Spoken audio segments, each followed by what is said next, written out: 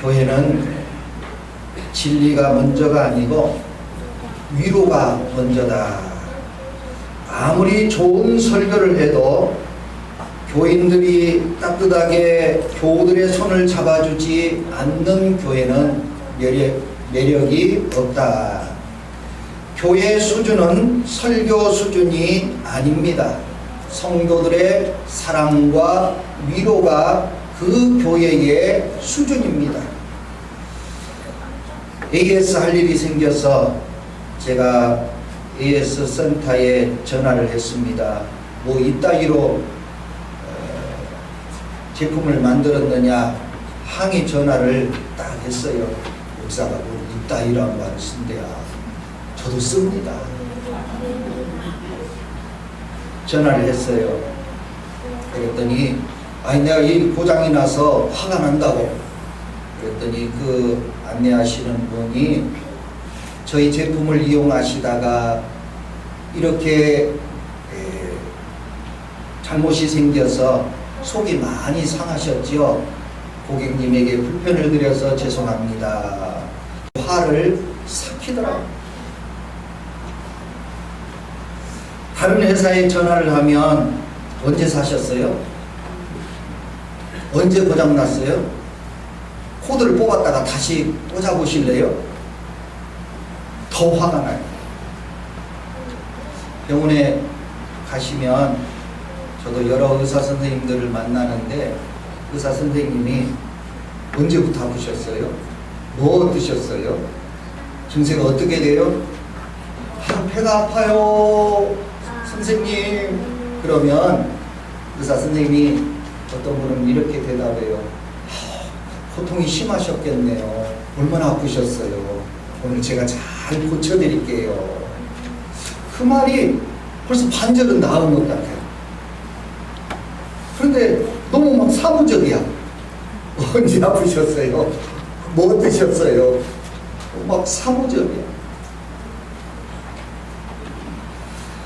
가족들, 친구들, 교우들 만나시면 너 때문에 그랬잖아. 왜 그랬어? 너 이렇게 다 아파가지고 뭐 어떻게 하냐. 아닙니다. 잘잘못을 가리기 전에 위로가 먼저입니다. 많이 힘들었지. 어떻게 이렇게 고생스럽게 살았어. 참 힘들었겠네. 위로가 먼저입니다. 위로하면 마음 문이 열리고 대화의 문이 열리는데 사무적이면 경직되는 것입니다. 세상을 해결하는 방법이 대단히 어려운 것 같은데 그렇지 않습니다. 위로를 먼저 하면 가정이 살아납니다. 위로를 먼저 하면 교회가 살아납니다. 여러분이 회사에 가서 왜 이따위로밖에 일 못해 하기 전에 김 과장님 고생 많으셨지? 그러나 이거 다시 한번 해보면 어떨까? 말 한마디만 위로를 해줘도 다시 힘이 나는 겁니다. 회사 문제 아무것도 아닙니다. 인간관계 문제 먼저 위로하면 그 인간관계 모든 문제가 해결이 되는 겁니다. 혹시 여러분에게 다급하게 오시는 분이나 여러분을 분노하게 하는 분이 있더라도 위로가 먼저입니다. 위로 먼저 하면은 그분에게 있던 화와 그리고 분노와 여러 장애들이 극복이 되고 대화가 이루어지고 사랑이 이루어지고 우리가 나눌 수 있는 부분이 되는 것입니다. 따라서 합니다. 위로가 먼저입니다. 아무리 화나도 위로부터 하세요. 애기가 막 범벅이 되고 옷이 다 찢어져가지고 흙탕물이 돼가지고 오더라도 잘 놀이라고 고생했다. 그 다음에 이제 쳐야지. 그 다음에 쳐야지. 근데 한 번 치고 나서 위로하면 안 돼요. 위로부터 하고 위로부터. 엘리야는 구약 성경에 나오는 아마 신약 성경에도 예수님 다음으로 가장 기적과 이적을 많이 일으킨 귀한 선지자입니다. 사르밧 과부집에서 흉년이 들었지만 다른 사람은 굶어 죽지만 항아리에 가루가 마르지 아니하는 놀라운 기적을 일으키고 기름통에 기름이 흉년이 끝날 때까지 계속해서 기름이 항아리 속에서 나와요. 그리고 그 사르와 과부의 죽은 아들을 살려낸 사람입니다. 죽은 사람을 살려낸 사람입니다. 그가 기도하면 하늘에서 불같은 것이 땅에 떨어져서 나무를 사르기도 하고 제단을 사르기도 합니다. 그렇게 가뭄이 들었던 하늘에 기도하면 비가 내리는 놀라운 역사를 일으켰던 사람이 바로 엘리야입니다. 바알 선지자, 아세라 선지자 850명 대 1로 대결해서 그 영적 대결에서 승리한 사람입니다. 다른 사람들은 다 죽었는데 구약 성경에 에녹이라는 사람 한 명만 죽음을 보지 않고 하나님의 나라에 갔는데 이 엘리야가 회리바람을 타고 죽지 아니하고 하늘로 승천한 사람이 엘리야입니다. 놀라운 선지자이죠. 변화산상에서 이 예수님의 제자 3명의 분이 예수님이 계시고 모세가 계시고 그 다음 누구예요? 엘리야가 계셨어요. 예수님과 모세와 엘리야가 변화산 꼭대기에서 서로 대화하는 놀라운 광경을 베드로가 목격했어요. 여러분, 예수님과 영적으로 대화할 수 있는 놀라우신 분이 엘리야입니다. 이런 전무후무한 선지자인데 갈멜산상에서 850명의 이방 선지자와 영적 대결에서 승리한 다음에 이 아하 왕과 이세벨 왕비가 가장 북이스라엘의 악한 왕인데 내가 엘리야를 죽이기 전까지는 밥도 안 먹고 내가 가만두지 않겠다. 군사를 보내서 이 엘리야를 추격하기 시작합니다. 엘리야가 도망가다가 남쪽에 부엘세바라는 곳에 이르렀어요. 더 이상 도망가기도 힘들고 기진해서 그 사환을 그대로 두고 자기는 그 광야로 들어가서 하루길을 걸어가면 한 40km 되겠죠. 걸어간 다음에 광야 한복판에 로뎀나무가 있는데 거기에 이제 물도 다 떨어지고 나무 밑에서 쉬다가 잠이 들기도 했습니다.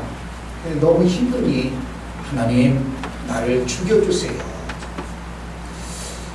죽은 자를 살려내고 가루통과 기름통에 마르지 아니하는 축복을 이루시고 850명 대 1로 싸워서도 승리했던 이런 놀라운 엘리야가 너무 힘드니까 하나님 나 좀 죽여주세요. 4절 말씀 다 같이 읽어보십시다.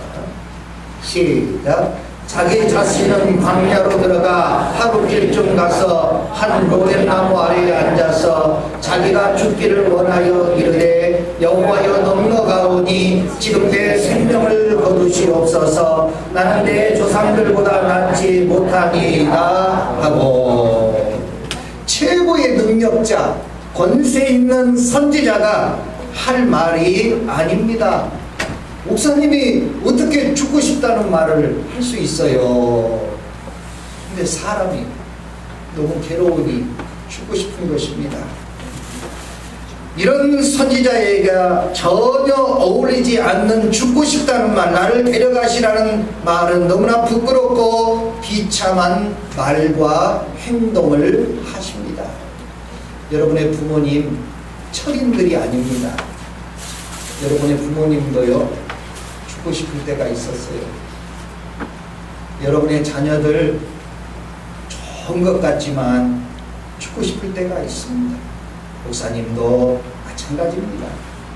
장로님, 권사님, 집사님들도 너무나 힘들 때는 죽고 싶다는 말이 입에 달고 살았어요. 우리 부모님들은 그냥 얼마나 죽고 싶으면 맛있어? 죽겠네. 장단을 못 맞춰. 맛있어? 죽겠네. 얼마나 죽고 싶으면 맛있으면 살아야지 왜 죽겠다고 합니까? 놀라서 죽겠네. 재밌어 죽겠네. 우리 선조들은요, 너무나 핍박을 받고 전쟁을 많이 겪어서 차라리 죽는 게 낫다 할 정도로 힘들게 사신 것입니다. 여러분, 대통령 중에 대통령 못해 먹겠다, 대통령도 자기 뜻대로 안 될 때가 있는 것입니다. 육신을 가지고 있는 모든 사람은 누구를 막론하고 연약할 수밖에 없는 것입니다. 하나님은 이렇게 연약한 인간을 너무나 잘 알고 계셨습니다. 흙으로 만든 인간은 깨지기 쉽고 부서지기 쉽습니다. 죽게 해달라는 엘리야의 나약한 고백에 하나님 크게 실망하셨을 것인데, 하나님은 엘리야에게 화를 냈다든지 분노했다든지 책망했다든지 그렇게 한 내용이 없으십니다. 왜? 연약한 인간을 너무나 잘 알고 있기 때문에. 하나님은 책망하거나 화를 내거나 선지자가 돼가지고 그렇게 못났냐, 그렇게 하시지 않으셨습니다. 오히려 위로함으로 다가오시는 하나님의 은혜를 볼 수 있습니다. 어떻게 위로하셨느냐? 따라서 합니다. 어루만지셨습니다.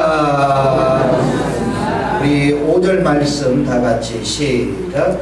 로뎀나무 아래에 누워 자더니 천사가 그를 어루만지며 그에게 이르되 일어나서 먹으라 하는지라. 아멘. 죽기를 간청하는 엘리야에게 하나님 책망하시지 않으셨어요. 이 못나나, 이 바보 같은 놈아, 선지자가 죽고 싶다고 하는 말이 무슨 말이냐? 하늘에서 불을 내리고 비를 내리고 850명을 싸워 이기고 기적을 일으키고 죽은 자를 살린 선지자가 할 말이냐? 그렇게 하시지 않으셨어요. 어루만지며 천사로 하나님이 오셔서 여기 로뎀나무 아래 누워 자더니 천사가 첫 번째로 어루만지며 그러셨습니다. 이 어루만지면을 제가 주석을 다 찾아봤어요. 어떻게 하셨나, 천사가 어떻게 어루만졌나. 어떤 분은 토닥토닥했다, 어떤 주석가는 쓰담쓰담했다, 어떤 분은 터치했다, 또 어떤 분은 이렇게 세워서 물을 먹이려고 천사가 이렇게 세웠다, 그렇게 하는 이야기도 있는데, 제 마음에 와 닿는 주석 말씀이 한 가지 계시더라고요. 여기 누가 찾아왔어요? 다시 한번 읽어보세요. 천사가 찾아왔지요. 우리 천사라 하면 여러 생각들이 있지만 기본적으로 천사는 그 16세기경이나 하여간 성경에 나와 있는 천사를 묘사할 때는 날개를 달았어요. 그래서 성경의 천사들은 날개가 있는 것으로 그렇게 성경에도 나와 있습니다. 그래서 넘기시면 지성소에 있는, 성전 안에 지성소에 법궤가 있는데, 그 법궤 위에 스랍이라는 천사가 있는데, 여기 머리가 안 보입니다만은 날개로 이렇게 감쌌어요. 머리를 이렇게 감싸는 그 법궤 위에 천사, 스랍이라는 천사의 모습을 이렇게 말했습니다. 천사가 찾아와 엘리야를 어루만졌다, 그 말은 광야의 햇빛에 노출이 되고 이 저녁의 추위에 낮에는 34도인데 저녁에는 영하로까지 내려갑니다. 참 굉장한 온도 차이가 나죠. 그래서 이 천사가 이 어루만지면을 어떻게 했느냐, 천사의 날개로 엘리야를 이렇게 감쌌다, 그렇게 표현을 해줬어요. 제가 내 마음에 그 주석을 읽을 때 감동이 되더라고요. 천사가 손으로 만진 게 아니라 날개로 이렇게 웅크리고 죽기를 원하는 엘리야를 감쌌다. 어릴 때 울며 집으로 돌아오면 어머니가 멀리서 나를 보고 기다리다가, 아마 여러분들 다 그러셨을 거예요. 우리 어머니들이 전부 그 플레어 치마같이 이렇게 치마가 넓은 치마를 자주 입으셨죠.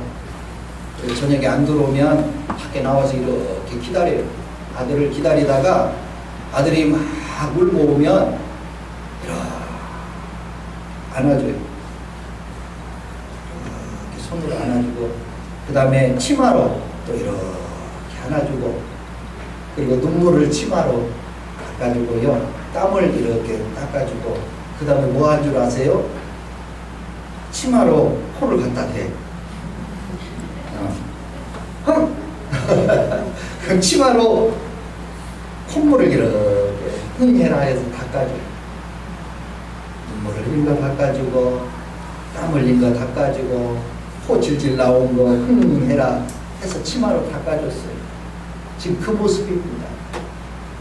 엘리야가 죽기를 간청하고 있는데 이 못난 놈아 선지자가 돼가지고 어떻게 네가 죽는다고 하느냐, 이 바보 같은 놈아, 사람을 살려낸 놈이 겨우 하는 짓이 그것이냐, 그렇게 하시지 아니하시고 엄마가 울고불고 터져서 오는 아들을 이렇게 치마로 감싸고 손으로 감싸듯이 천사가 엘리야를 이렇게 감싸주시는 거예요.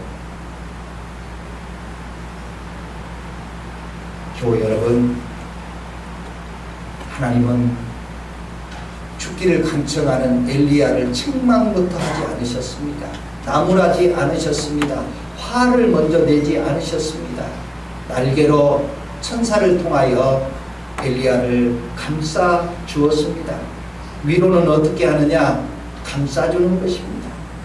다독여 주는 것입니다. 품어 주는 것입니다. 이것이 교회가 먼저 필요한 것입니다. 교회에 나오셔서 목사님이 엘리야 선지자가 막 산호박 가비집에서 막 기름이 솟아나고 가루가 솟아났다면 뭐들 몰라요? 몰라. 교회 처음 나온 사람들 그 얘기가 무슨 얘기인지 몰라요. 그런데 목사님이 아니 천사 날개로 엘리야를 그렇게 못났어도 감싸주셨다, 그 말은 알아먹어요. 여러분이 교회에 오셔서 그 집사님이 정말 잘못했더라도 먼저 위로가 필요합니다. 얼마나 힘드셨어요 집사님, 얼마나 아프셨어요 집사님, 얼마나 고통스러웠어요 집사님, 애들 키우느라고 고생하셨네, 교회 나오느라고 고생하셨네. 감싸주시는 겁니다. 여러분이 가지고 있는 날개로, 여러분이 가지고 있는 따뜻한 깃털로 사랑하는 이들을 감싸주는 것, 그것이 위로하는 것입니다.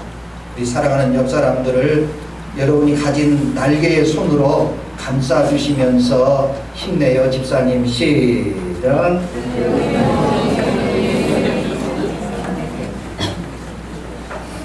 교회도 가정도 사랑관계도 아무것도 아닙니다. 여러분이 가지고 있는 날개로 감싸주시면 모든 문제는 풀어집니다. 할 수만 있으면 집사님이 울고 오면 코도 풀어주세요. 해결됩니다. 당신이 이것 잘못했고 저것 잘못했고 요것 잘못했어, 그거는 그 다음에 하세요. 하지 말라는 얘기가 아니에요. 교회가 진리를, 하나님의 말씀을, 능력을, 이거 나쁘다는 것도 아니고 아니다는 것도 아니에요. 그런데 먼저 위로가 하는 것입니다. 그 다음에 여러분이 하고 싶은 대로 때리고 싶으면 때리고, 여러분이 가르치고 싶으면 가르치세요. 위로가 먼저인 것입니다. 따라서 합니다. 위로가 먼저입니다. 두 번째로 하나님은 엘리야를 어떻게 위로하셨느냐? 따라서 합니다. 먹게 하셨습니다. 6절 말씀 시작. 본즉 머리맡에 숯불에 구운 떡과 한 병 물이 있더라. 이에 먹고 마시고 다시 누웠더니. 아멘. 교회에 오셔서 하나님의 말씀을 들어야 됩니다. 그런데 목사님들이 너무 과하게 설교하세요. 세상에 것 안 먹어도 되고 세상에 것 필요한 거 가지도 없다. 말도 안 되는 소리예요. 육신을 가진 사람은 먹어야 되는 겁니다. 영적 양식도 중요하지만 육신의 양식도 중요한 거예요. 엘리야 선지자가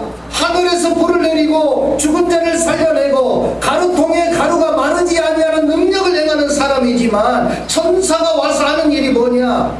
떡을 구워서 엘리야야 먹어라, 입에 넣어주고요. 그리고 마실 물을 먹게 하시고요. 또 한 번 다시 이렇게 세워서 물을 먹게 하시고 떡을 먹게 하셨어요.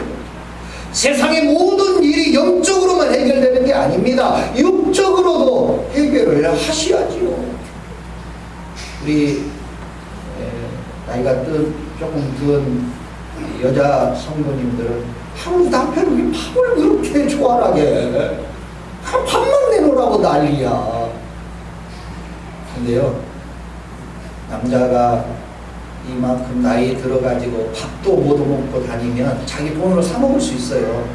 그런데 아내가 해준 밥을 먹을 때 으쓱해져요. 대단히 중요한 이 과정입니다. 우리 여자 자매님들에게 밥만 하라는 얘기가 아니고요. 남자가 힘나는 것은요, 밖에 나가서 더 질 좋은 음식을 먹을 수 있지만 내가 수고하는데 아내가 이렇게 밥에서 나에게 대접해 주네, 그걸 먹는 거예요. 사실 천사가 더 그렇게 이사야서 몇 장에, 창세기 몇 장에, 출애굽기 몇 장에 그렇게 하라고 그랬잖아. 그런 내용이 없으세요.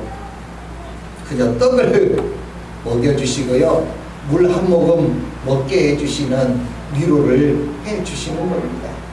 교회 오시면 목사님의 말씀을 듣고 영적 양식도 중요한데, 우리 예배 끝나고 구역장님들이 지금 열심히 밥하고 있어요. 교회 밥을 꼭 드시기를 바랍니다. 명절인데도 어저께는 교회 나와서 하루 종일 음식 준비를 했어요. 여러분의 육신의 양식을 위하여 준비하시는 우리 교회에 7명의 구역장님이 계시는데, 구역장님들 잘 먹겠습니다. 힘내겠습니다. 박수 한번 쳐주세요.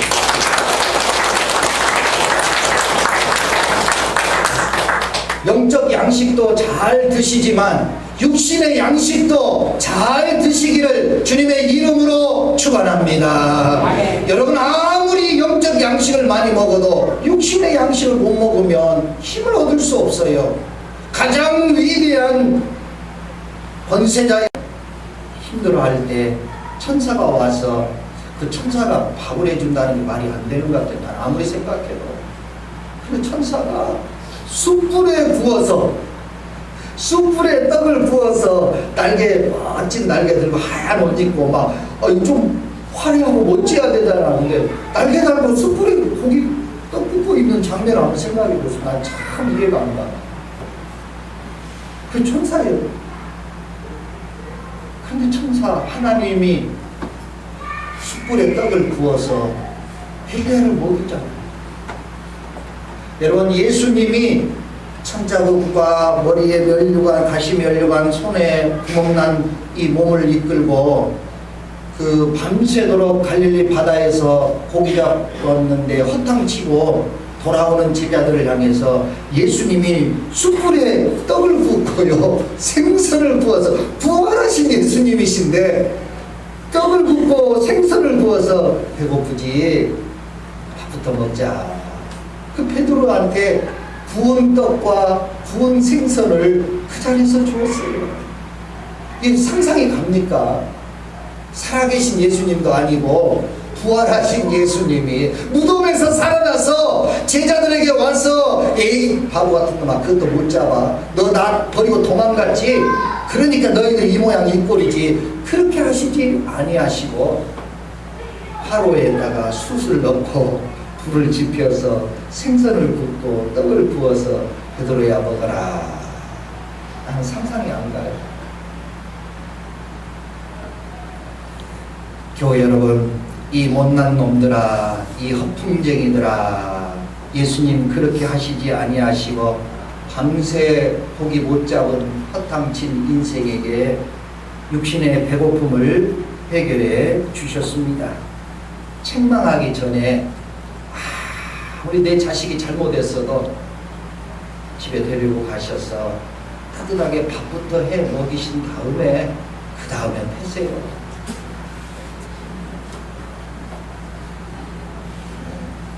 이것이 가정을 살리고 내 자식을 살리는 방법입니다.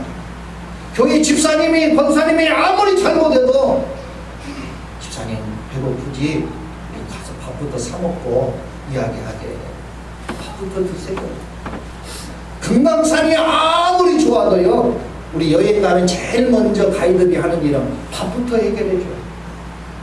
밥을 먹어야 단풍이 들어오고 금강산의 아름다움이 들어오는 거지. 내가 지금 배고파 죽겠는데 남의 책망 소리가 절대 내 귀에 들어오지 않는 것입니다. 한없는 위로를 우리에게 주시는 참 좋으신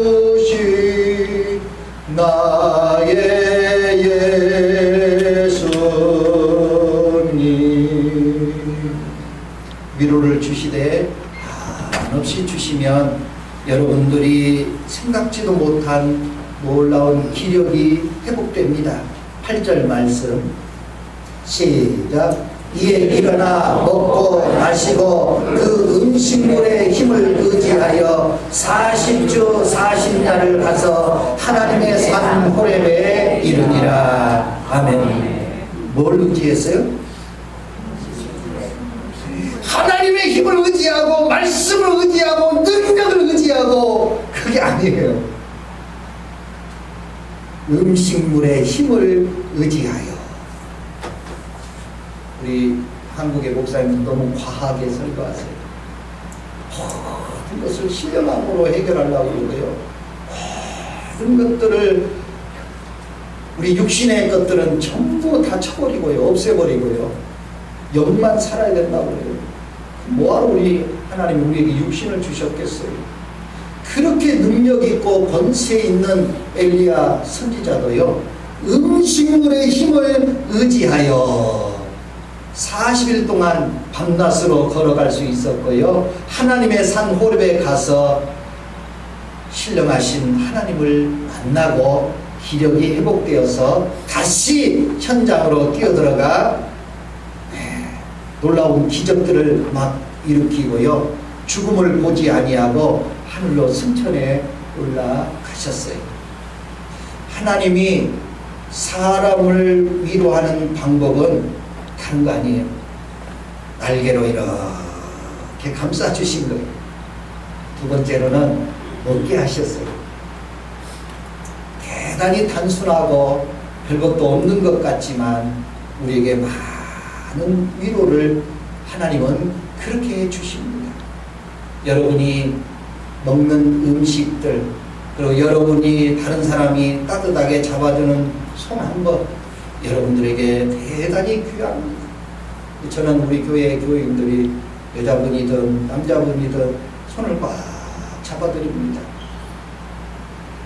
교회 여러분, 교회 문제 아무것도 아니고요, 가정의 문제 아무것도 아니고요, 교우들 간에, 세상의 사람들 간에 간 문제도 아무것도 아닙니다.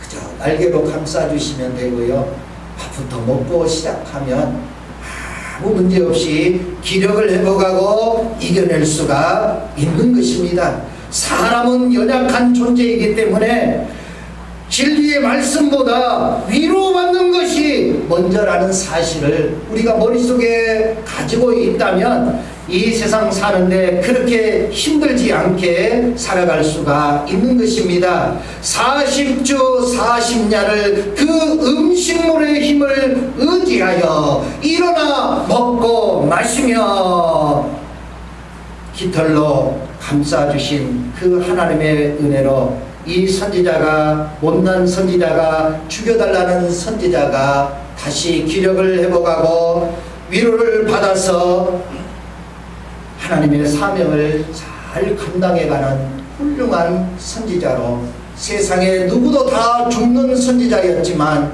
사람들이었지만 회리바람을 타고 하늘로 승천해가는 놀라운 선지자가 되었습니다. 그리스도인들에게 진리가 필요하고, 영성도 필요하고, 사랑도 필요하고, 은혜도 필요하고, 공부도 필요합니다. 돈도 필요합니다. 집도 필요합니다. 그런데 그것보다 앞서서 위로가 필요한 시대를 저와 여러분이 살고 있습니다. 따라서 합니다. 위로가 먼저입니다.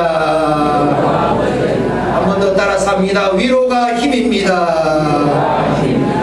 오늘 하나님의 신비는 다른 거 아닙니다.